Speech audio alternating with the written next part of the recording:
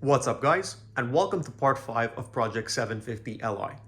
In the previous video, our plan was to finish reassembling the engine, reinstalling it onto the subframe, and reconnecting the transmission. However, as soon as we came to bolt the torque converter to the flywheel, the engine was no longer turning.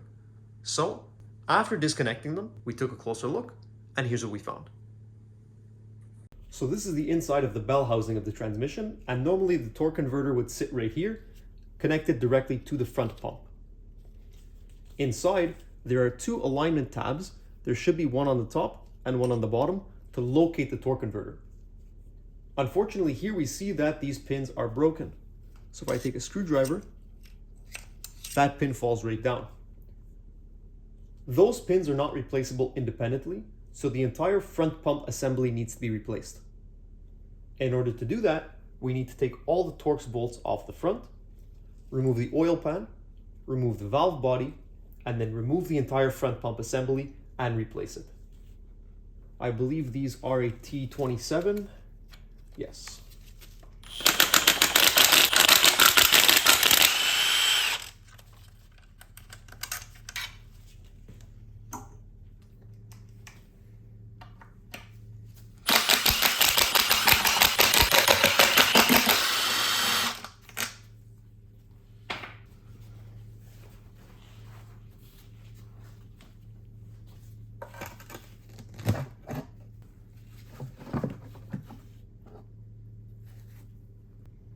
Now before we can remove the valve body, we need to remove the connector sleeve. So to do that, just press on this tab, pull down. Once it's out, then you'll be able to pull the sleeve out. There we go. So there it is. You don't have to be too careful when you're removing this because these should be replaced anyway, as there are 2 or 3 O-rings on here. So now we can remove the valve body. There are 2 different kinds of bolts. So there's smaller ones here, which are in between the valve body itself, holding it together. We want to remove the bigger ones, the T40, on the perimeter, and that'll allow the entire valve body to come out.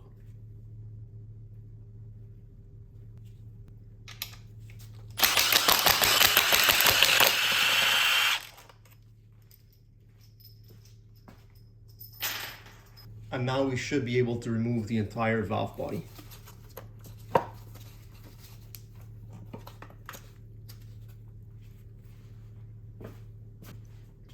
There's a few different seals that we're going to replace here. So this one we'll remove. Be careful because there are rubber inserts. Now you can purchase the rubber inserts separately, but these do have a tendency to crack. So I'm going to replace the whole part. It doesn't cost very much. And then in here we have 4 sealing rings. So these are different sizes, so be careful when you pull them out. They can be a little bit tricky.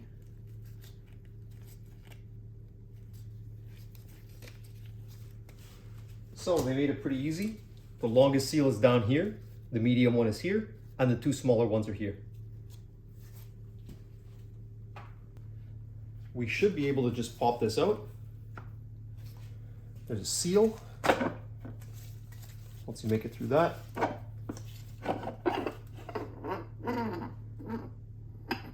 you can remove the pump.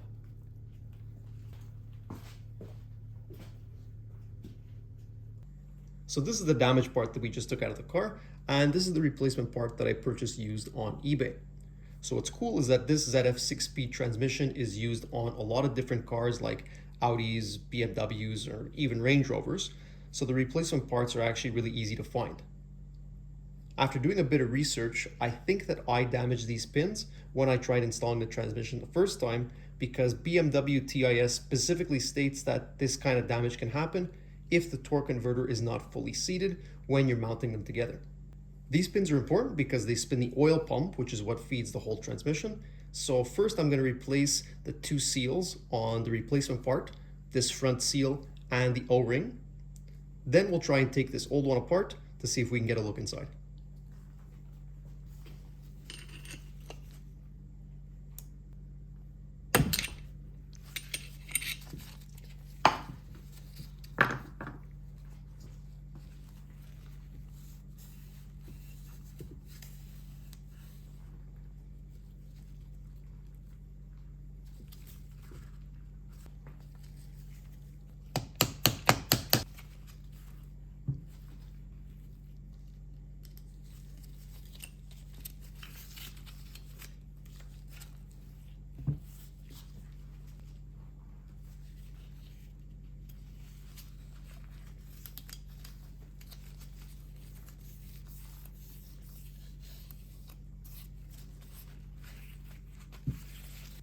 So now that these two are replaced, honestly, I don't really think they needed to be, just based on the fact that there's no oil on the front of the pump here.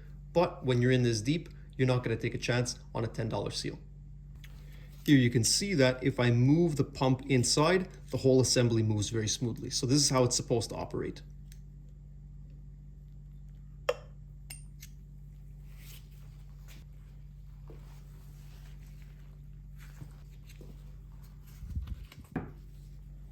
Just for fun, we'll take apart this old pump just to see how it looks inside.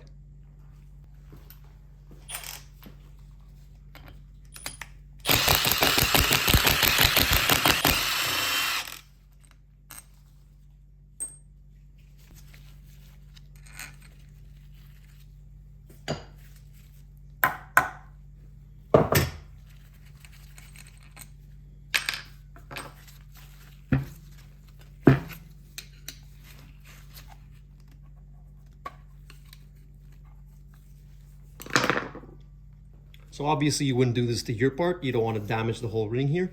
I'm just doing it again just to take it apart, to take a look inside.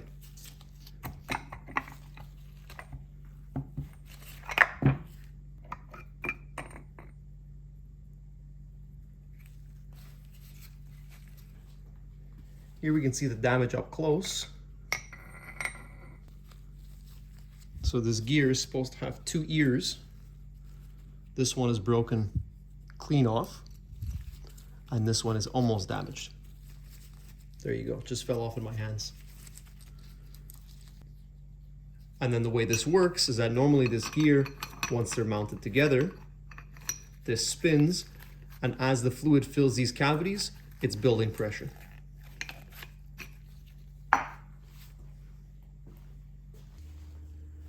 Next, I'm going to reinstall a pump. So I'm just going to clean this surface here. And when you're installing the pump, make sure that this section here is pointing up.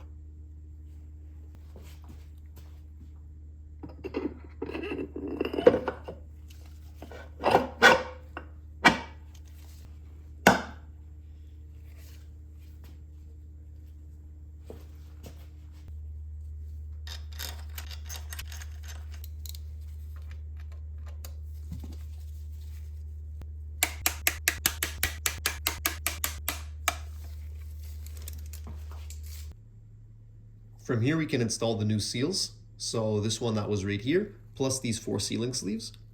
After that, I'll reinstall the Mechatronics unit, install a new sealing sleeve, clean the oil pan surface, and then replace it with a new oil pan because the filter is built in.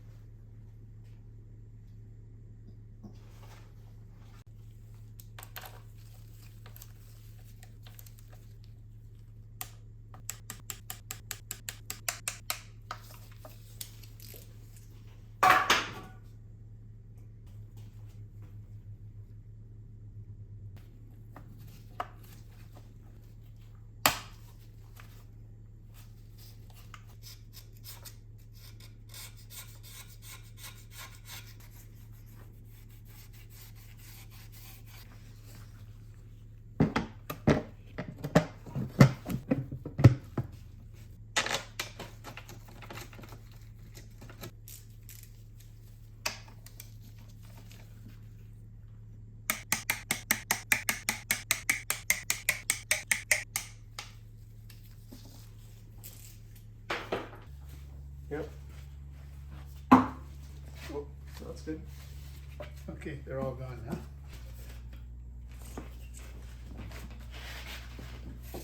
You can see that the whole rubber surface of the table looks terrible.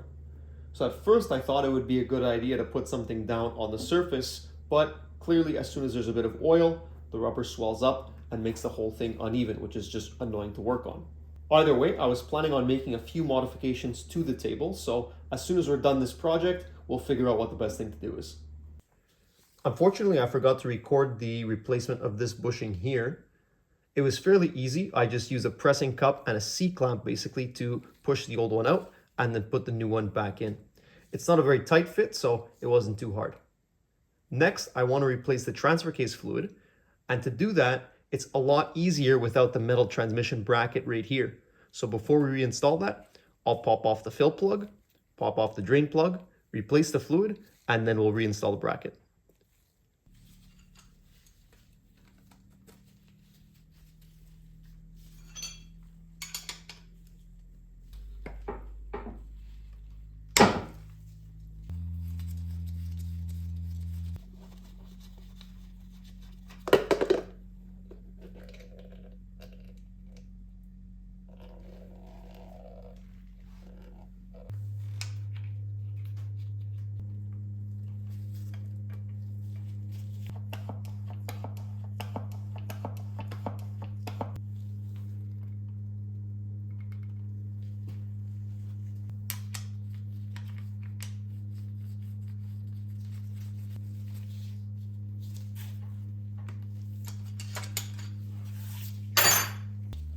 So when I first cracked open a drain plug, I was concerned because almost no fluid came out. I mean, this is less than 100 milliliters and there's supposed to be a couple of hundred in here.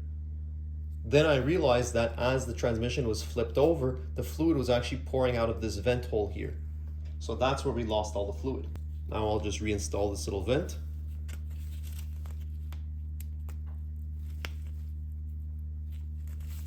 And we're all set. So now we have to install the torque converter. It's really important to make sure that you're lining up the input shaft, the turbine shaft, and the pins for the oil pump inside. Since we didn't do this correctly the first time, that's how we ended up damaging that front pump.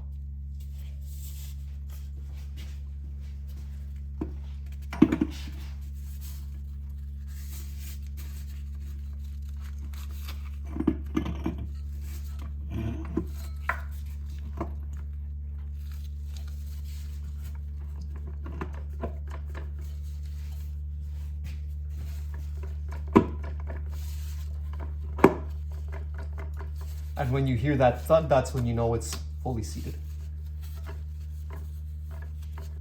It's also normal for a little bit of transmission fluid to start leaking out from the backside because there's still fluid that stays inside the converter. So when you put it straight like that, there's a little bit that can drip out.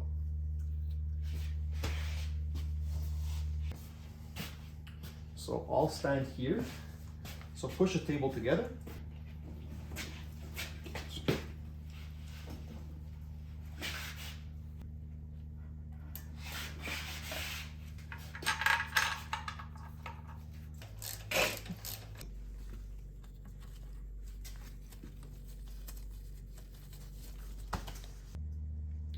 So off camera, what we did was we picked up the entire subframe and just slid it underneath the engine.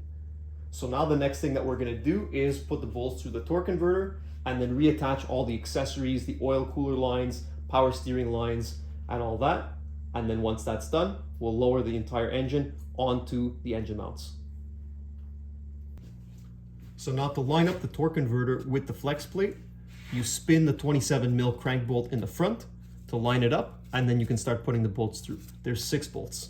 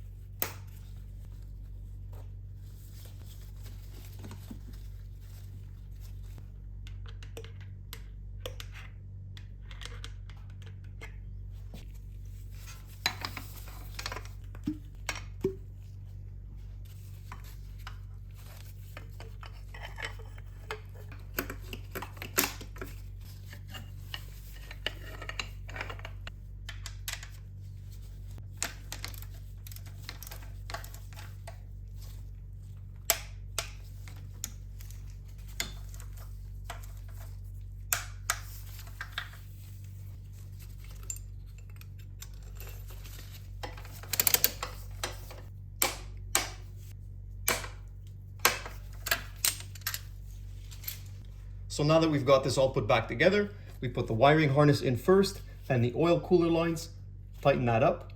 Then over here, I'm not even sure what this piece is. It's part of the hydraulic system, so either dynamic drive or power steering related component.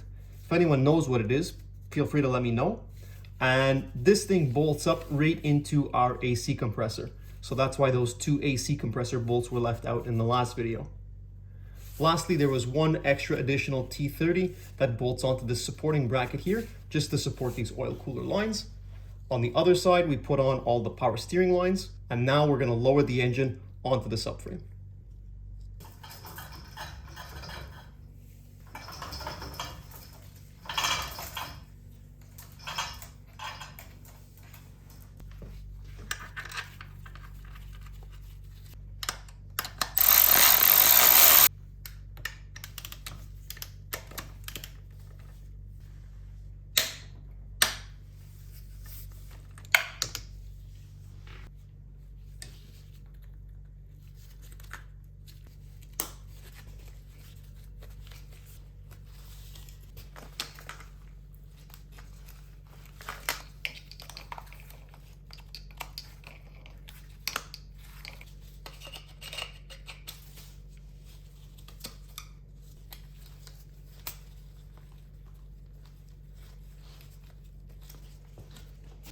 So now that we've got this wiring harness all hooked up, the last thing that's missing is a ground strap that's normally bolted right here. I wanted to replace it with BMW, but after looking, they wanted some outrageous price, something like $70 or $80 for this 7 or 8 inch ground strap. So instead, I'm gonna make my own, recrimp 2 connectors, and we'll install it once it's back on the car. Now I'm gonna lower the engine completely off the crane, we'll move the table, and then we'll wrap up anything that's left.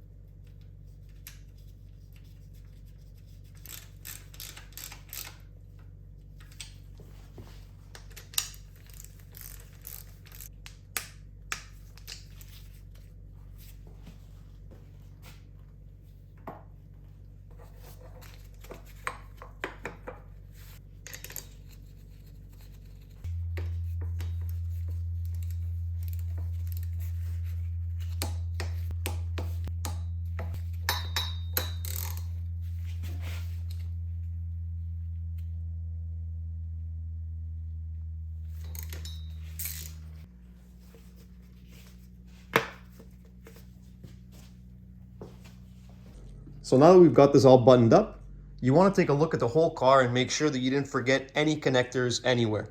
It's a lot easier to put them on now rather than wait and try and put them on when you're back in the car. I did an X6 at one point and I forgot this connector right here, and I think it took me about an hour just to plug it in from inside the car, because you have to remember the frame rail basically sits right there, so you have almost no access. You'll notice at the top, I also left the oil fill tube off, because when we come to do the first start, we'll first need to do an oil prime, and to do that, you'll crank the car over a couple of times. Once the oil pressure reaches the top here, and we'll be able to see it on the chain, then we'll know that the car is safe to start. So now we're gonna put it back in the car.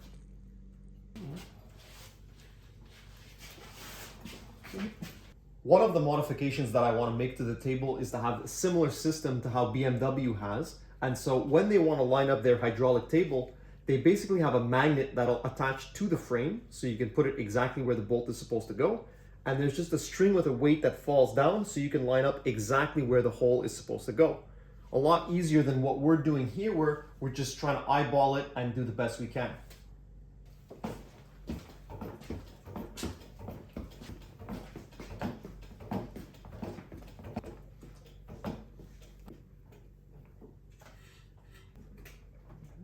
Go ahead.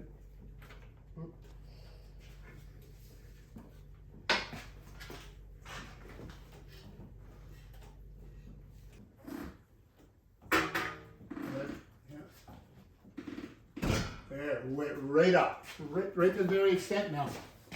It's at its limit in there. Okay. This one sinking. Good.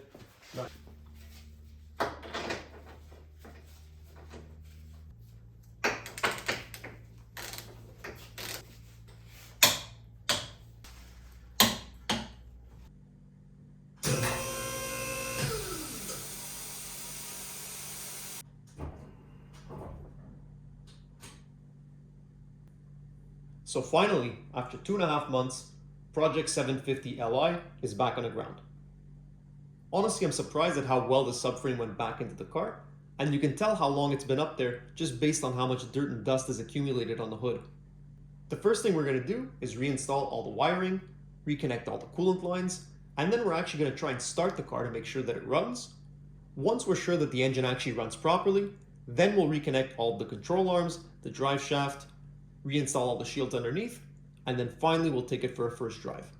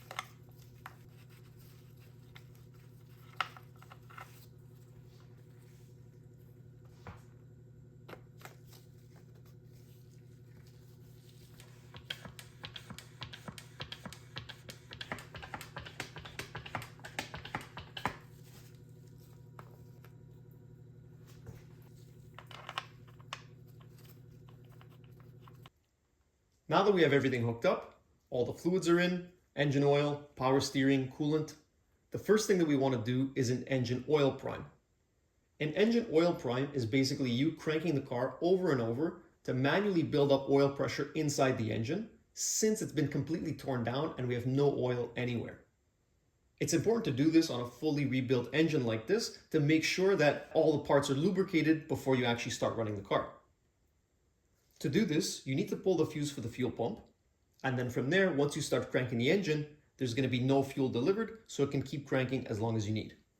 An additional step that I'm going to take here is actually a comment suggestion from a previous video, which I really appreciate because after doing some research, a lot of engine builders recommend this. Now, this is not mentioned anywhere in the BMW service manual, so technically it's not really required, but it is a good practice. When I'm going to be doing the oil prime, I'm actually going to remove all the spark plugs in the car, and that's going to allow two things. Number one, it's going to put less load on the starter, and number two is it's also going to put less load on all the internals inside, which don't have any oil on them yet. Once we prove that we have oil pressure, which we'll be able to see by looking in this oil fill tube, I'm going to replace all the spark plugs, reinstall the fuel pump, and finally start it up. One last thing I'm going to do here as well is to hook up my laptop with ISTA to reset all the modules so we know that we're starting with good data. The car had a lot of timing related codes and I don't want it to throw anything off.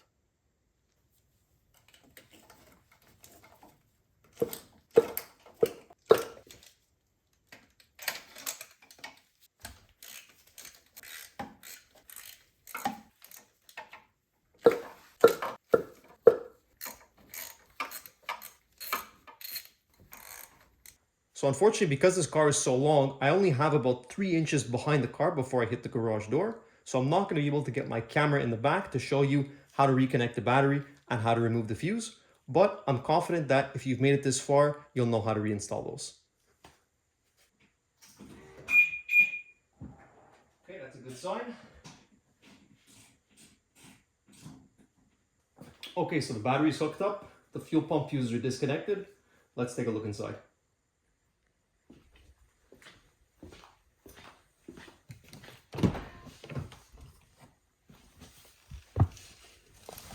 Okay, so the steering wheel is loose because I didn't reconnect the steering shaft.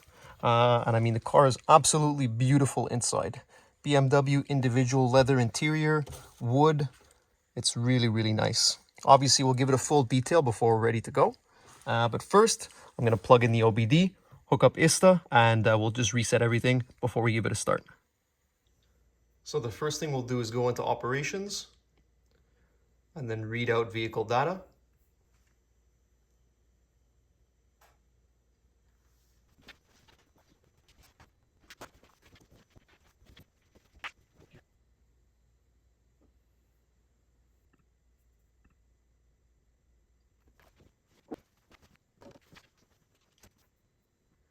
Okay, so the rest of the different codes that we have here are all related to different things that are still not plugged in. Like I said, the only thing we put back on so far was anything that's required to actually start the car, so coolant lines, hydraulic lines, but there's a lot of sensors I didn't put back yet. What I wanted to do is just clear out anything from the DME, so anything engine related, and that's all gone now. So now that that's done, we'll try and start the car.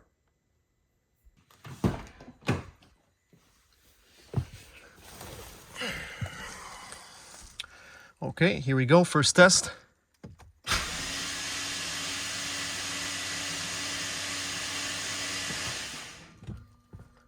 So that's good, that's what we want. We only want to do it about 10 seconds at a time. Let the starter cool, and then do it again. Okay, number 2.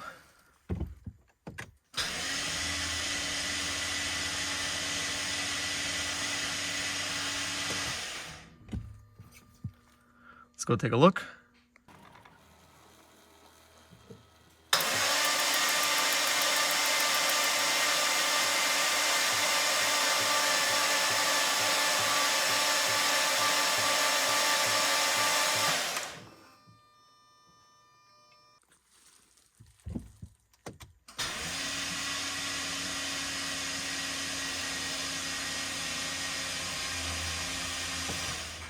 You can tell the battery's starting to get weak. So unfortunately, this battery just didn't have enough juice to start up the car. We were able to do the oil prime properly, but even after charging the battery, it died just way too quickly. So the battery's no good. I'm gonna have to go purchase another one tomorrow. All right, so I've gone out and purchased the new battery, and I just wanted to show you guys the one that was already in the car. This is really not the kind of battery you want to be using in your 7 Series. These cars really need a good battery with all the electronics they have, so it's got to be the full capacity, and it has to be a good AGM battery. This is a recycled lead acid battery. It's only 2 years old, and it's already not working properly. So we replaced that with a good battery, and now we'll try repriming the oil, and then try and finally giving it a first start.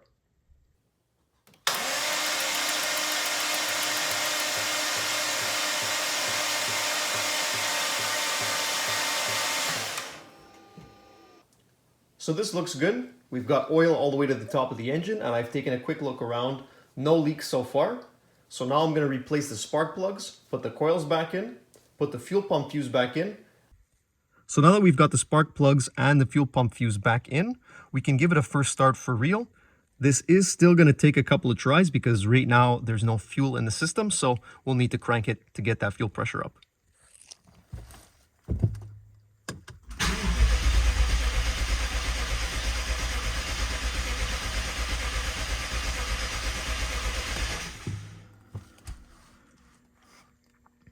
Okay, we'll let the starter cool.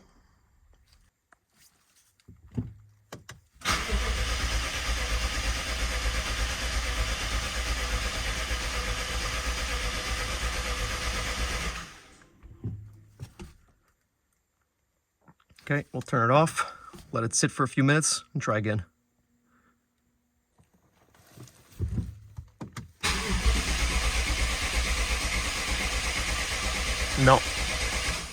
No, there's definitely something wrong because it doesn't take that long for fuel to get to the front of the car. So I'm going to cut the video here.